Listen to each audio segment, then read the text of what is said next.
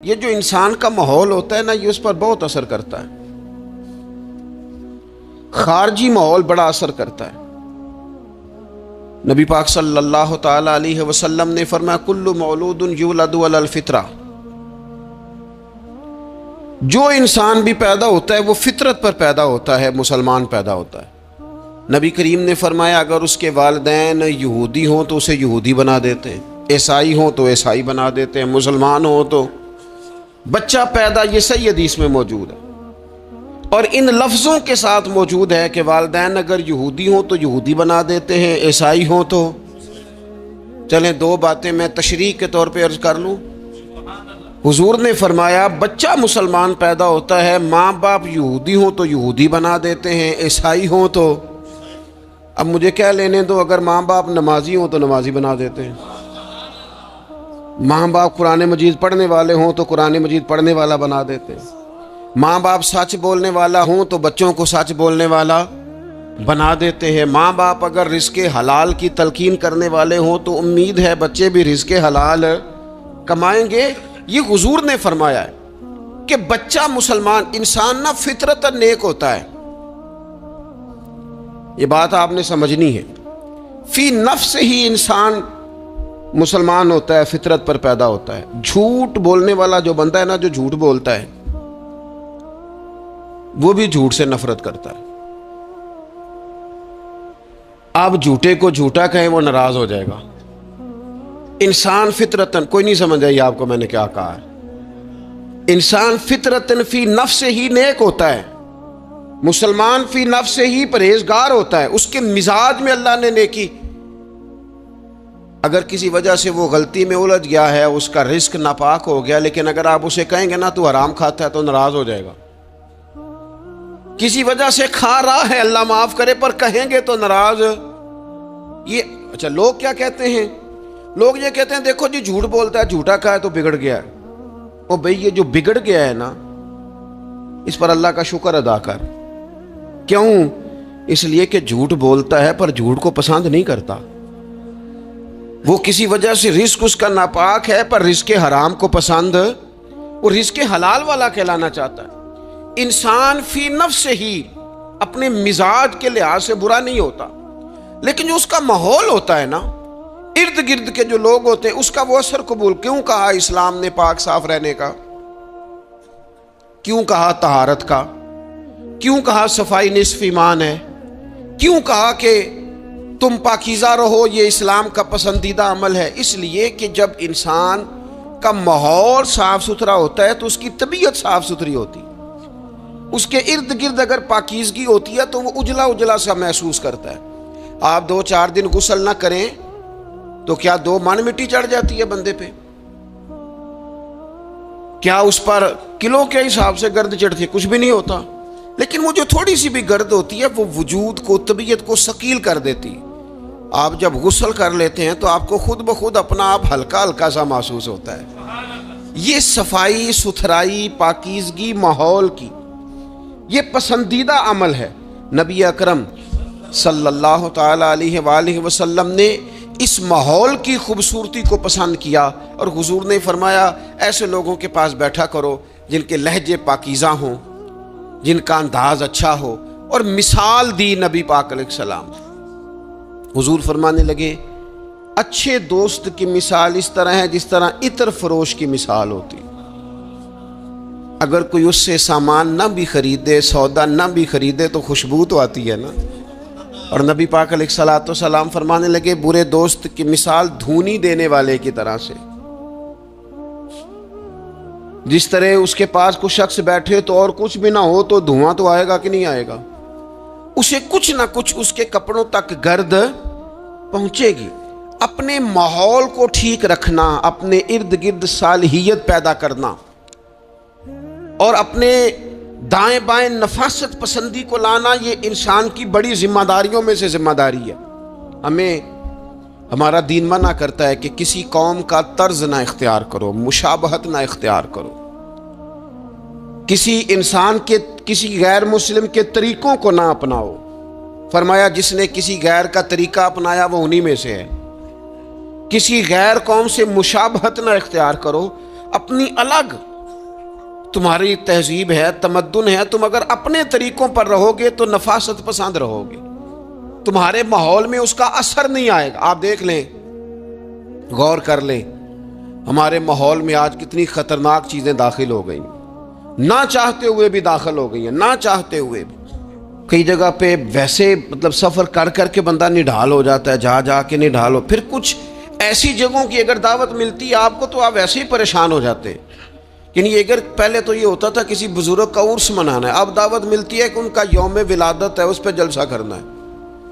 میں نے کہا پہلے عرس گن لو سال کے کتنے ہیں، اور اگر ایک ایک کے دو کرو گے تو پھر بتاؤ تمہارا خرچہ کتنا کو ہوگا، اور تم کہاں تک بات لے کے جاؤ گے۔ کچھ چیزوں کو نارمل رہنے دو۔ ایک ہستی کا میلاد منایا ہے پوری دنیا نے، اور وہ رسول پاک کی ذات گرامی ہے۔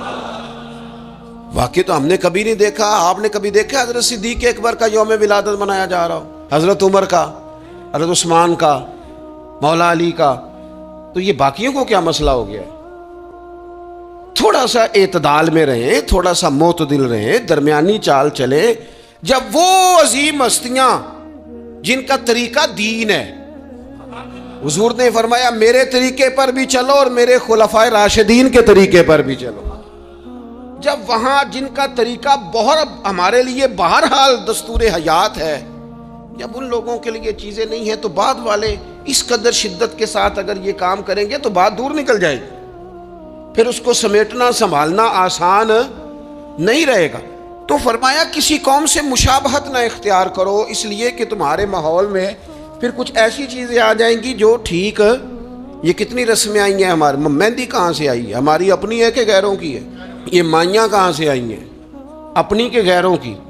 یہ جتنی رسومات ہیں، جتنی میں نے ایک دفعہ سرچ کی، تھوڑی سی میں نے تحقیق کی، تو ایسی ایسی عجیب رسمیں سننے کو ملی۔ لڑکا بیاہ کے گھر آیا ہے، اس کی اماں اس کے چہرے کے اوپر سے پانی پھیر رہی ہے۔ یہ تو خالص ہندوؤں کا طریقہ ہے، کسی کے چہرے کے گرد پانی پھیرنا خالص۔ یہ آپ نے بھی سنی ہوئی رسم؟ وہ بیاہ کے واپس آیا، یہ آپ کیا کر رہے ہیں؟ اور پھر کہتے ہیں اماں کو پانی نہ پینے دینا ورنہ بیماریاں ادھر چلے جائیں گی۔ کیا بات کرتے ہو؟ اسلام اس اوہام پرستی کا درس دے گا؟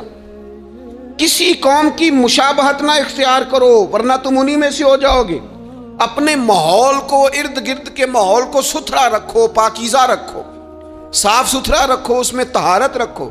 ایسے لوگوں کے پاس بیٹھو جن کے پاس بیٹھنے سے تمہیں اللہ کی یاد آئے، ایسے لوگوں کے پاس بیٹھو بیٹھنے سے تمہیں آخرت کی فکر نصیب ہو، ایسے لوگوں کے پاس بیٹھو جن کے پاس بیٹھنے سے تمہیں سادگی کا سبق ملے، ایسے لوگوں کے پاس بیٹھو جو تمہیں حقیقت پسند بنائیں، جو تمہیں یہ بتائیں کہ تم نے اپنی زندگی میں بنیادی کاموں کو کس ذمہ داری کے ساتھ سر انجام دینا ہے۔ لیکن ہم زیادہ تر اس طبیعت کے قائل ہوتے ہیں کہ ہم ان چیزوں کو سمجھتے نہیں۔ یہ جو ہم کلمات ادا کرتے ہیں، میں نے پہلے بھی کئی دفعہ کہا تھا، یہ جو ہم کلمات ادا کرتے ہیں ان کا بھی ہم پر اثر ہوتا ہے، ان کی بھی تاثیر ہوتی ہے، ان کی بھی خوبصورتی ہوتی ہے۔ تو جو ہم باتیں دوسروں سے سنتے ہیں، ہم جب کسی کے پاس اٹھتے بیٹھتے ہیں تو جو بات وہ بندہ اکثر کرتا ہے نا، وہ نہ چاہتے ہوئے بھی ہماری زبان پہ جاری ہو جاتی ہے۔ کچھ جملے ایسے ہوتے ہیں جو سوسائٹی میں عام ہوتے ہیں تو ہر بندے کی زبان پر چڑھ جاتے ہیں کہ نہیں چڑھ جاتے، یاد ہو جاتے ہیں کہ نہیں ہو جاتے۔ تو ایسے لوگوں کے پاس بیٹھا جائے جو خیر کی بات کرنے والے ہوں، تاکہ ہماری زبانوں پر ہی خیر ہی جاری ہو، کوئی شر والا عمل ہماری زبانوں پر جاری نہ ہو۔ اچھائی، نبی پاک علیہ الصلوۃ والسلام تبوک سے واپس آ رہے تھے، رستے میں مقام جارانہ پر حضور علیہ الصلوۃ والسلام نے حضرت بلال حبشی رضی اللہ تعالیٰ عنہ سے ایک مقام پہ فرمایا اذان پڑھو۔ سیدنا بلال نے اذان پڑھی، چند نوجوان وہاں کھیل رہے تھے، ان میں سے ایک نوجوان جناب ابو معذورہ بھی تھے، انہوں نے نا حضرت بلال حبشی کی آواز کی نقل اتاری۔ یہ اگر نیت اچھی ہو نا تو اچھوں کی نقل بندے کو تار دیتی ہے۔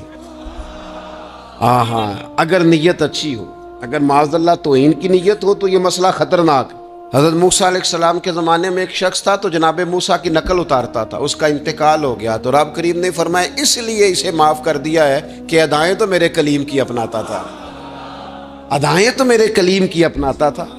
حضرت بلال کی نقل اتاری تو سرکار کے کانوں میں آواز گئی، آپ نے صحابہ سے فرمایا بچوں کو لاؤ۔ اب جب ان کو منگوایا تو وہ دوڑ گئے، محبوب نے فرمایا کتنا کو دوڑو گے؟ پکڑ تو ہم نے لینا ہے. سب بچوں کو لے آئے, حضرت ابو معذورہ بھی ہیں. حضور نے فرمایا کس نے اذان کی نقل اتاری ہے؟ تو یہ بچے بڑے پکے ہوتے ہیں, اگر ایکا کر لینا آپس میں. حضور نے فرمایا کس نے اذان پڑھی ہے؟ کوئی نہیں بولا. کریم فرمانے لگے چلو باری باری سناؤ. اب حضرت ابو معذورہ کی باری آئی. مختلف انداز میں بھی روایت مختلف جگہوں پہ موجود ہے. جب ان کی باری آئی انہوں نے اذان پڑھی.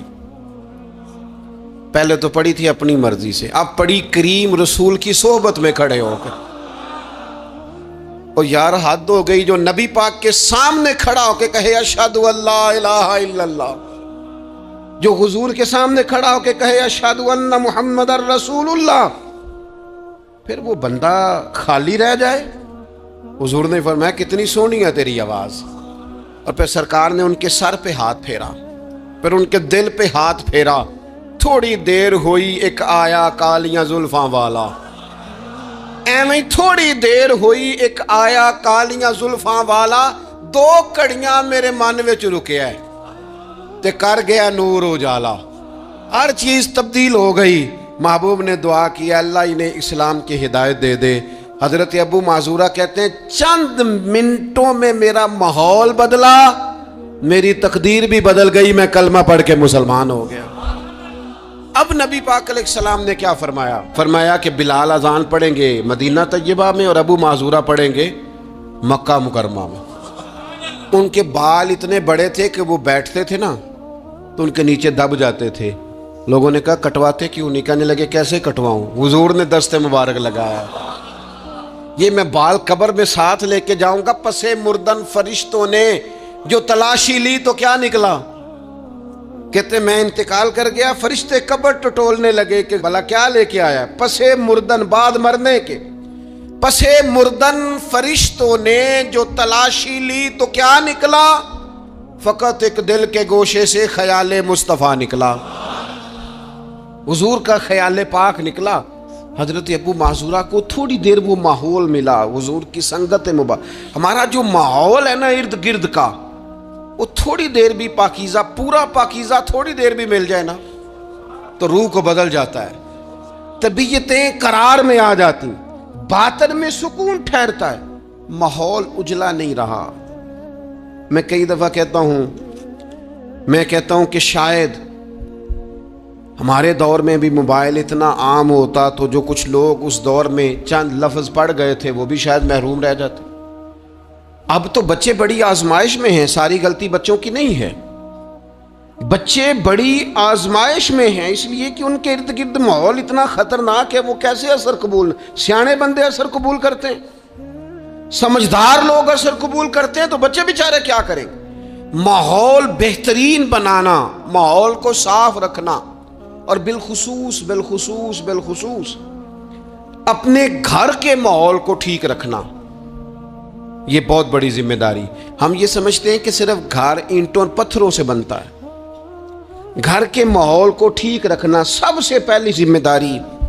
بچوں کے لیے اچھی ماں کا انتخاب, اچھی بیوی لے کے آنا گھر میں, یہ سب سے زیادہ اہم مسئلہ ہے. نہ مانے ہم, لیکن بہرحال ڈھیر ساری جگہوں پہ دولت دیکھی جاتی ہے شادی سے پہلے. ماں باپ نے بڑی زیادتی کی, بڑا ظلم کیا, ناراض نہ ہونا, بڑا ظلم کیا. پیسے دیکھے, بچی اور بچے کا نکاح کر دیا. یہ اتنا بڑا زندگی میں آپ نے اپنی اولاد کے ساتھ ظلم کیا ہے کہ آپ تو سائیڈ پہ ہو جائیں گے, لیکن وہ بیچارہ ساری زندگی اس کو بھگتے گا. نبی پاک صلی اللہ تعالی علیہ وسلم نے الفاظ کو کھول کر, بات کو واضح کر کے بتایا تھا. ایک تو ہوتا ہے نا کہ آپ کو کسی تشریح میں جانا پڑے, حضور نے بالکل کھول کے فرمایا کہ عورتوں سے محض ان کی خوبصورتی کی وجہ سے شادی نہ کرنا, اس لیے کہ خوبصورتی ان کو ہلاکت میں ڈال دے گی. اور فرمایا محض ان کے مال کی وجہ سے شادی نہ کرنا, مال ان کو سرکش بنا دے گا. یا رسول اللہ صلی اللہ تعالی علیہ وسلم پھر کیا کریں؟ تو محبوب فرمانے لگے ان کی دینداری کی وجہ سے ان سے شادی کرنا. اور یہ ابن ماجہ میں لفظ موجود ہیں, اللہ کے محبوب علیہ الصلوۃ والسلام فرمانے لگے کان میں سوراخ والی کالے رنگ کی باندی اگر دیندار ہو تو تمہارے لیے بڑی بہتر ہے. باندی ہو، رنگ سیاہ ہو، کان میں سوراخ ہو، اس سے نکاح کر لینا. شرط یہ ہے کہ دیندار ہو. بہت اثرات ہیں ماں کے، لہذا اس انتخاب کے اندر باریکی کا مزاج پیدا کریں. اگر اپنے گھر کا ماحول ٹھیک رکھنا چاہتے ہیں، اور اگر ماحول ٹھیک نہیں ہے تو پھر آپ کروڑوں روپیہ لے آئیں، جس کے بچے ہی ناکام ہو گئے اس کے پیسے کیا کریں گے؟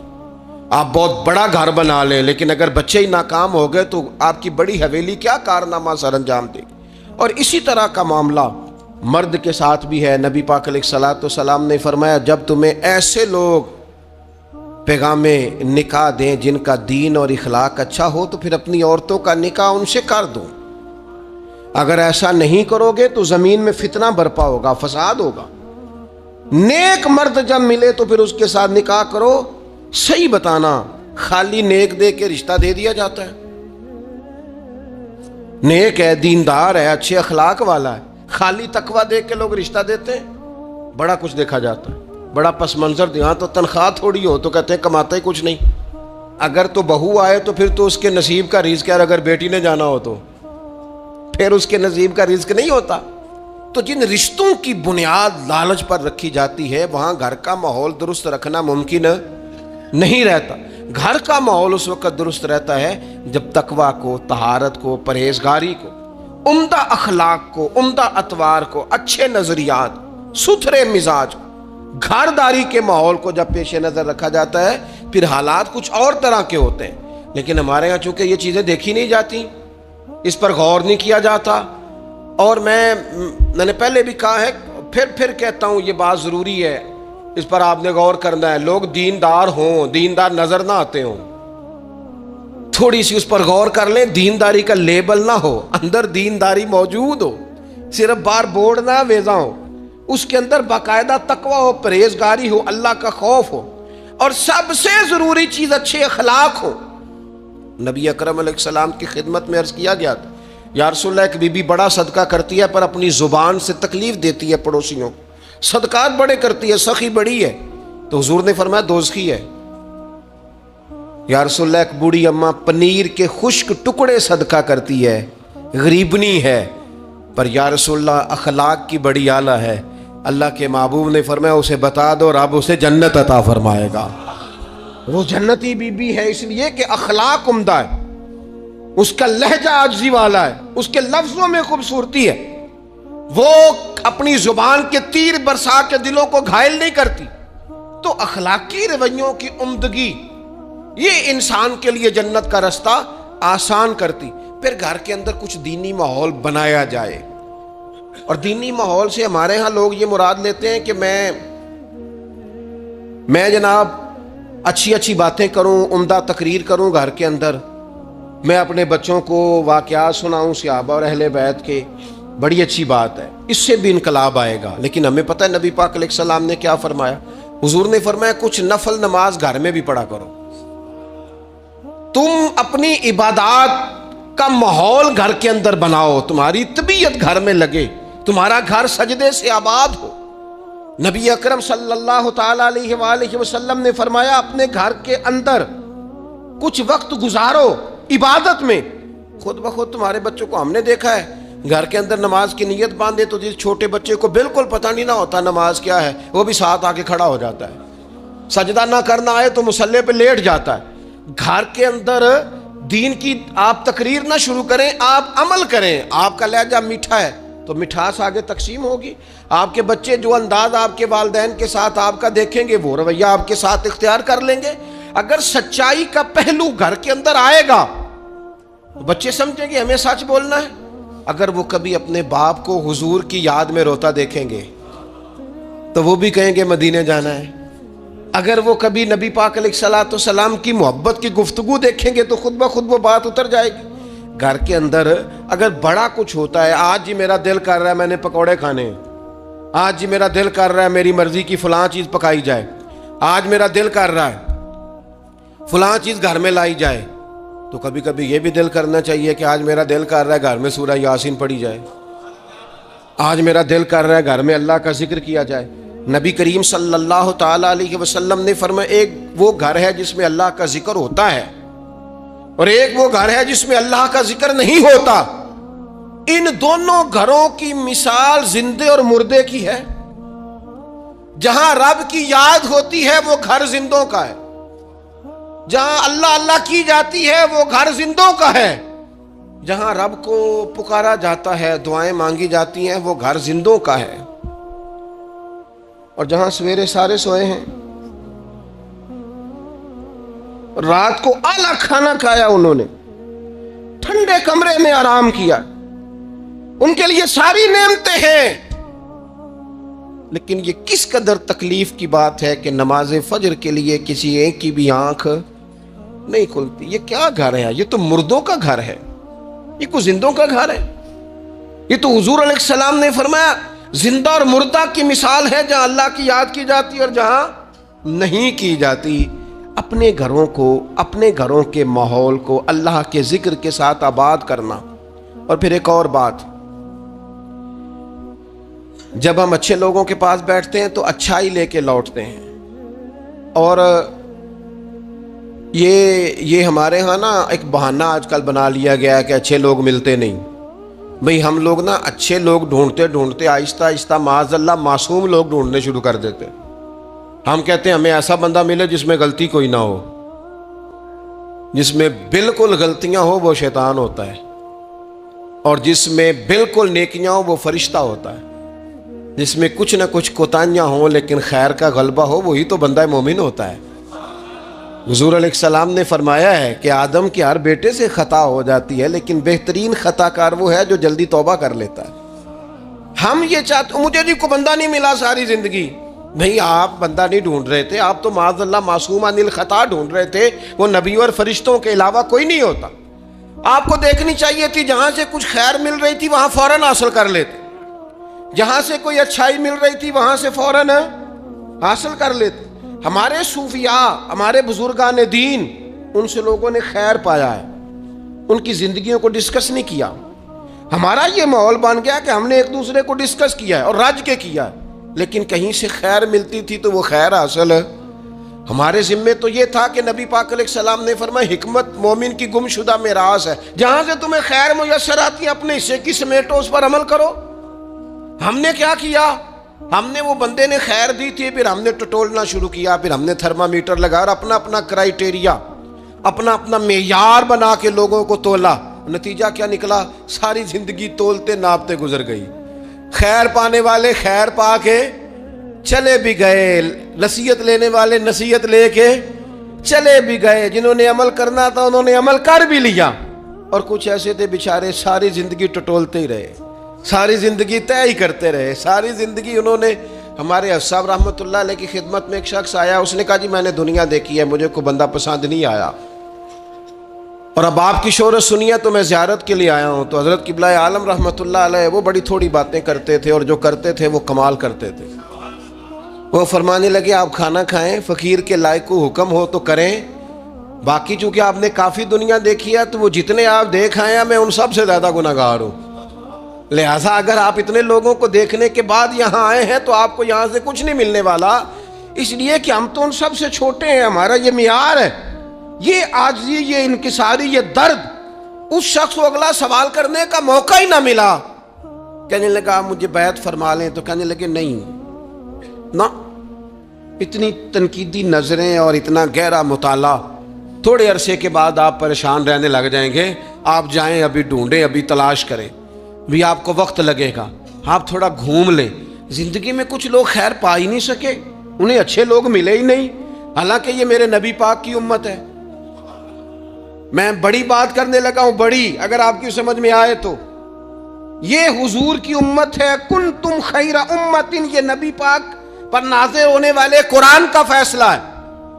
اور میرے رسول پاک علیہ السلام نے فرمایا میری امت میں سے بڑی جماعت, سواد اعظم ہمیشہ حق پہ رہے گی, بڑے لوگ ہمیشہ حق پہ رہیں گے. اور حضور نے فرمایا میرے دین پر ہمیشہ عمل کیا جاتا رہے گا. تو قرآن و حدیث تو کہتے ہیں خیر والے لوگ موجود ہوں گے, تو جسے مل نہیں رہے, اور ایک دو چار لوگ نہیں, جماعت کہا.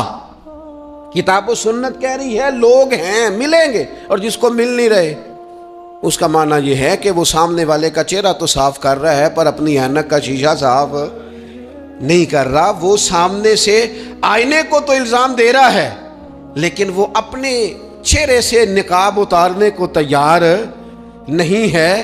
مندے بندے نو میں لبن ٹریا تے جگ تے ملیا نہ کوئی، اپنے اندر چاتی پائی تے میتھوں برا نہ کوئی۔ جو لوگ خیر اچھے لوگوں کو ڈھونڈیں اور اچھائی سے فیض پائیں، اس سے فیض حاصل کریں۔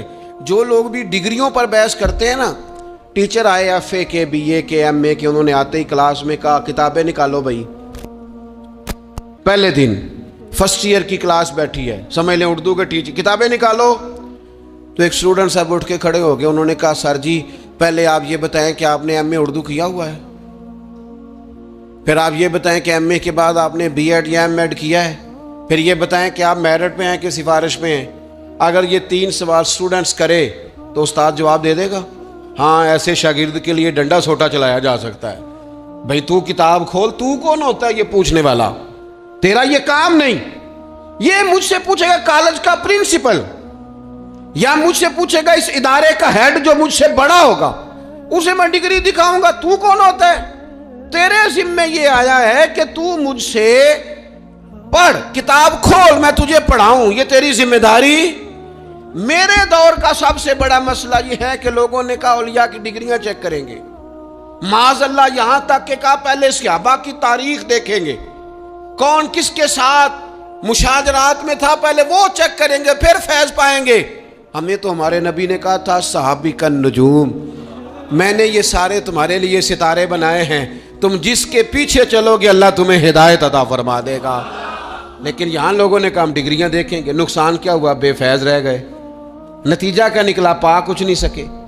لازمی طور پر رزلٹ یہ برآمد ہوا کہ شر ہی شر پھیل گیا، فتنہ ہی فتنہ ہو گیا۔